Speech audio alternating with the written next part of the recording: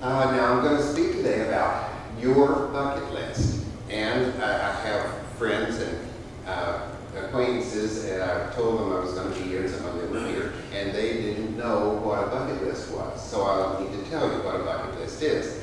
A bucket list is the list of things you want to do before you die. And the phrase bucket list came from when a person was going to, this is such a happy thought, when a person was going to commit suicide, they would stand on a bucket, put a rope on the rafter, and then kick the bucket, and then hang themselves. So that's where kick the bucket came from. I know you need to add that to your repertoire.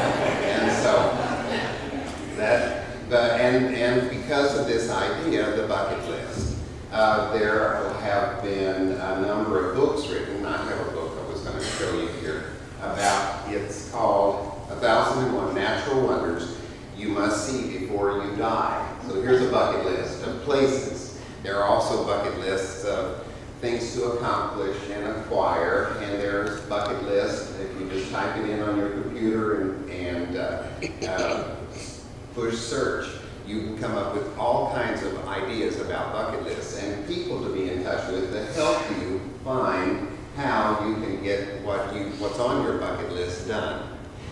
And I wanted to share today with you the idea and importance of knowing what you want and knowing that you can have it if you follow a few very simple rules, and having in your life the things you want before you die.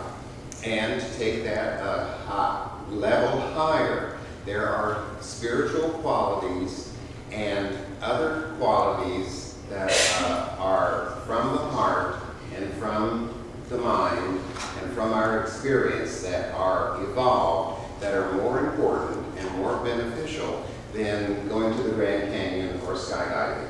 There are qualities to own and to develop and expand before you die, to enhance your life here and now, as well as whatever is possible to come. So I'm going to give you a little list of some qualities at the end of the service this morning, but I wanted to show you there. This is my bucket, or my bucket list. And naturally, this is Virginia's bucket, my bucket. So we don't ever plan on kicking these buckets. So let's talk about and have some fun. I hope this will be fun for you and inspiring too. I can remember the 12th summer of my life in Carrizo Springs, Texas. That's way down at the bottom of the state of Texas. When I went to live there with my little brother Bill, and my parents sent us both to live there with my Aunt Billy and her husband, Uncle Kiddo. And Billy was my father's sister, and they didn't have children. And before we got there, they thought it would be good to have two boys spend the summer on a farm. And we had a horse, and there was a cow and a pig. We ate the cow and the pig later, but we didn't. And my uncle raised carrots with his brother at another big farm for Safeway grocery stores. And there were irrigation ditches and a big tank of water that the irrigation went out, that supplied the irrigation ditches.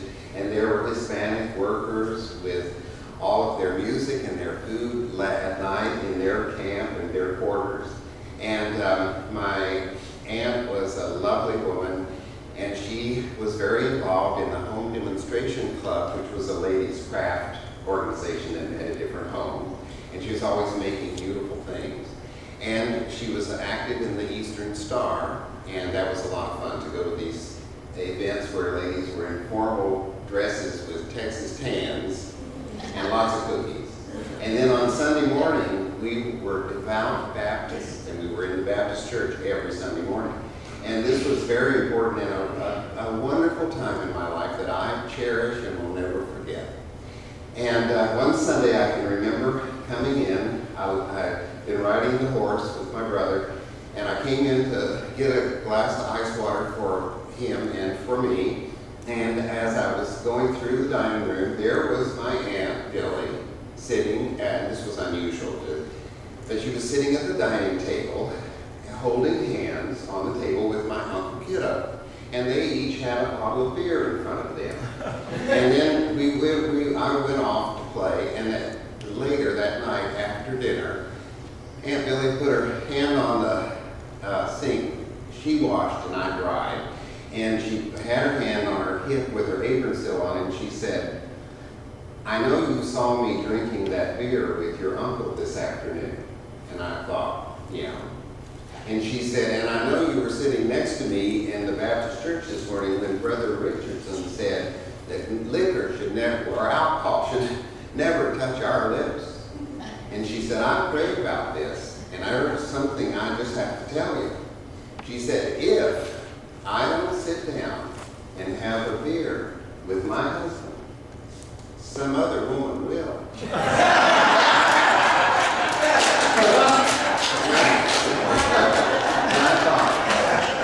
All of a sudden, I had a bucket list. And I thought, I would like to have companionship with love and romance and all that. And so, if I get, do you just sit at the table and you put a beer? I wouldn't even have to open it. They wouldn't even know I took it out of the refrigerator and put it back. I just sit. And then what do? Do they drive by? Do they know? They got radar? How do they know? You know, some other woman will. How do they know? And then I realized that the way you have what you want is you define what you want, you put it in writing, and then you obsess on having it to the degree that your every thought and action and reaction is concerned with acquiring what it is that your heart's desire is. And desire is one of my favorite words. Desire means of the Father. The origin of the word "de" means of the, like in the Romance languages. And sire means the father, as in Del Mar Racetrack. And so, desire means of the Father. And when you have a desire, and it's a calling from your heart, this is your heart tapping you on the shoulder saying, you could have that. You could look like that or similar. You could have that or something better. That can be yours if you will be organized and focused on the process of establishing it and earning it and owning it and having it. So go for it. So when you have a heart's desire, it's the possibilities tapping on your shoulder to say, this could be yours. Figure out a way to make it happen. And those desires could be to be rid of something, a quality that doesn't serve you any longer, or to acquire a thing or a quality of life that will be beneficial to you. Now, sometimes we think we want something, and haven't we all been there, done that? And when we got it, we realized, what was I thinking? I didn't need this. This wasn't for my highest good. But I learned the power I had to make it happen, and I learned that I can also release it and recycle it, circulate it, and now with the wisdom I've developed in getting what I thought I wanted and finding out I didn't really want it, I have all that wisdom so that now I can have what is really for my highest good. So this was a real good learning experience. So I think that at that early age, I started formulating that awareness, and I'm very grateful to have had the family, the support, and the good experiences and the bad experiences to help me shape my belief system. So I have a bucket list of things I'd like to do and places I'd like to go, and I trust you do too. I don't really keep it in my bucket, but I've got it, it's on a list. But I also have a list of the qualities that I would like to express and the goals that I would like to celebrate in my life. And I keep this list with me at all times. I've printed up a new one because my other one had been folded and unfolded so many times it was falling apart. And I have the goals I want for myself on my list. I keep it in my pocket over my heart because it's my heart's desire.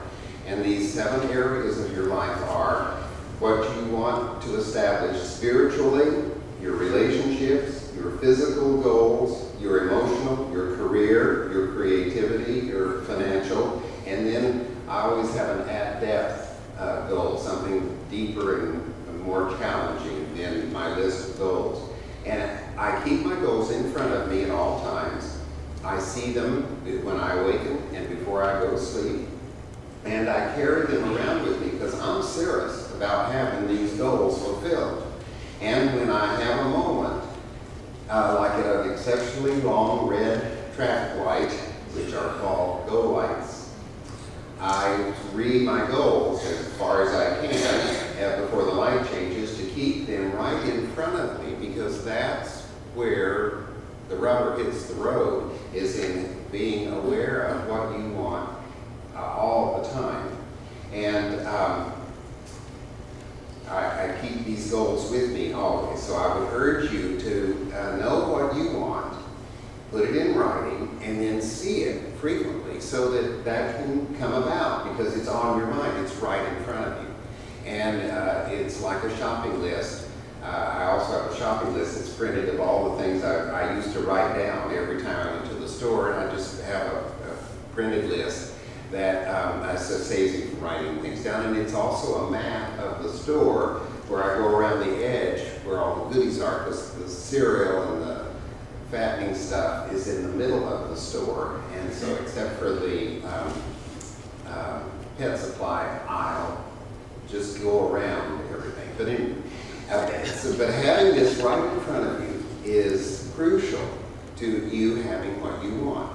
And then thinking about it all the time. So I was thinking on my personal goals that Virginia and I have been married. We will celebrate this coming December, our 24th year of marriage, which we're very happy about. And we have a very lovely, close, happy relationship. But in the area of relationships, I was thinking, what can I do? How could I deepen and be even closer to Virginia? And I thought, well, if that's what I want, and I put it in writing on my list, then what I need to do will come to me. And so Virginia and I have the same guy that shears our locks, and his name is Kenneth, and his shop is in La Jolla, and he's very, very nice, and we really like Kenneth. He's in his 70s, and he just is so alive and fun to be around, and always cleans up the edges really nice for both of us. And so, I also have a really good friend who's a fire captain, and his name's Glenn, and he and his wife, I officiated at their wedding in Yosemite, which was a lot of fun.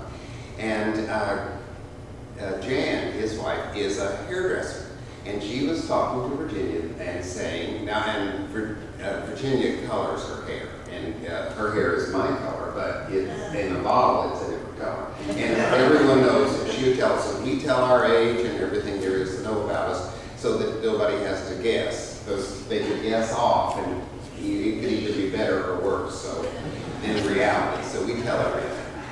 And and Virginia knows I want to tell you this, and this morning. And so, and if I tried to get away with something, she'd hear it on the tape, and then I wouldn't work. I have to be up front. So Jan said, how do you color your hair? And Virginia said, well, I just go into my dressing room and put the color on and mix it all in and wait for however long and then rinse it out. And Jan said, well, you could get better results and prettier color all over if you just colored the roots. And then Jan said, Arthur's artistic and crafty and all that stuff. He could do that for you. And I thought, my masculinity thing came up, and I thought, well, so I said, okay, we'll give it a try. So I color Virginia's hair. If any man here, if you want to feel closer and more intimate with your wife, get right down to the roots.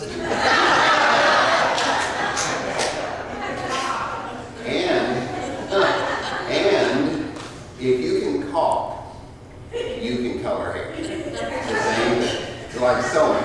So I have a sewing machine, I use it all the time because I create stuff. And if you've got a jigsaw, it's sewing machine's the same thing, except it just, instead of taking it apart, it puts it back together. So I color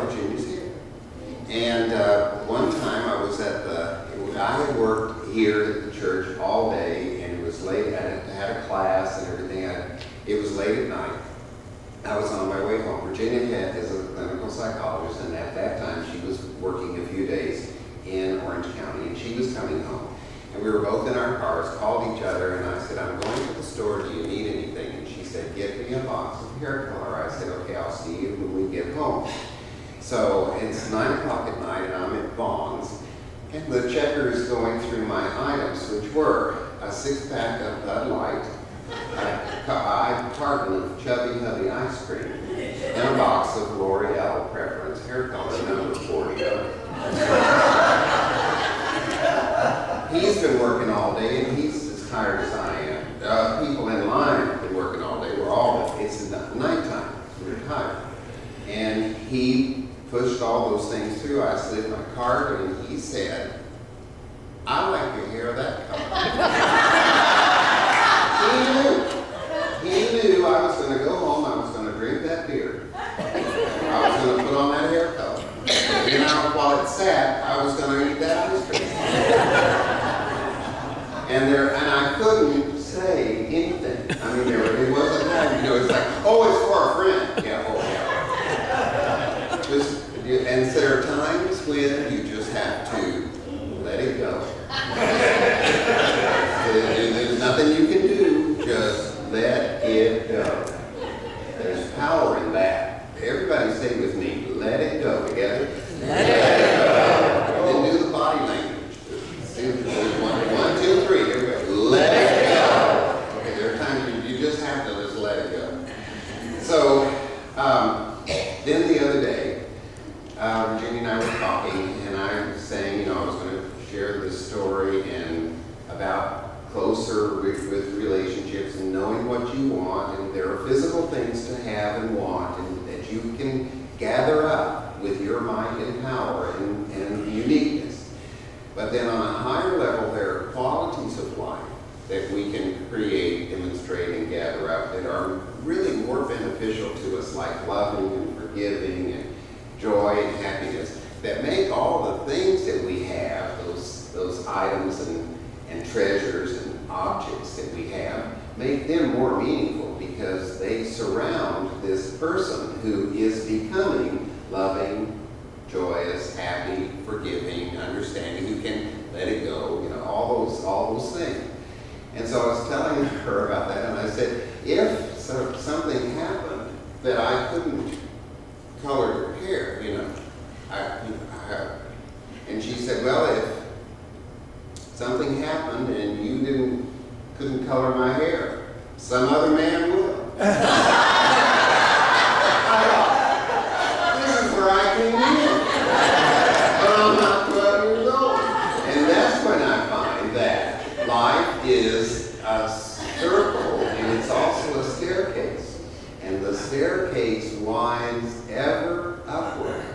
And I think that the staircase is spiral. And I've studied spiral staircases. And in the mid and closest to the point that holds them all together, the stair is very narrow. And the farther away you get from the point, the wider it is. And sometimes it seems like we're on a step or a phase of our life or a part of the journey that just says, how long is this going to last? And other times we go through phases that are so quick that wow, I can't believe I'm ready to advance up to the next level. And you have to choose and work to get up to the next level. Or if you keep butting up against the next step, life will blast you up to the next level. And so, this also explains why sometimes you come back into something and I have to learn this again. Not again, but the last time you've come all this way to experience now what you need to experience, using all that has gone before to get you even farther and higher and closer to the possibilities that are just waiting for you. So, what you'll find on the list that I have for you as you come out the door is some qualities to put on your bucket list that are spiritual qualities, that are life-enhancing qualities, that are abilities that you can develop to expand all the world things. The only thing I left off of here was jury duty. Some of you got it. But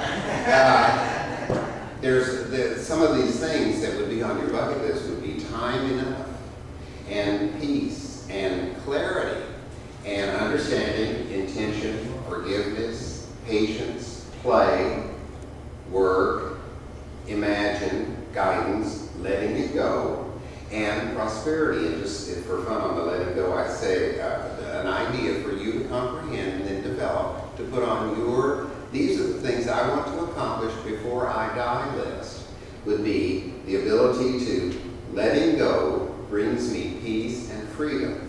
My faith grows as I surrender any doubts and increase my trust in all things working together for good. I am less willful and more willing. And that could help you acquire some of these very cherished qualities before you die that will make your life fuller and richer, more joyous, more prosperous, and more fun. With these thoughts in mind, let's bow our heads and close our eyes. Father, we give thanks for our bucket list. We give thanks that you have given us the power to know within our hearts what we desire. And we know that you also back up all desire with the awareness that if we can dream it, we can see it. If we can desire it, it can be ours. So bless us as we go about our productive lives, creating for ourselves the things we want. And then, Father, on a higher level, bless us as we develop the capacity and the belief in ourselves and the belief that you are with us as we create loftier, more spiritual, more elevated, more beneficial qualities that make us a difference and that make our lives a blessing to those lives that touch ours and to our planet. For this time together, we give thanks in your name. Amen. Then I want to leave you with the thought. If you don't have a sincere bucket list, in addition to the physical one of the things and the places you want before you die, if you don't have one of these to make a difference in our world, somebody else will.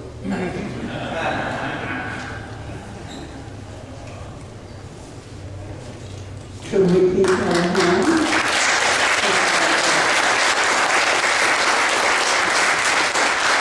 We thank you very much.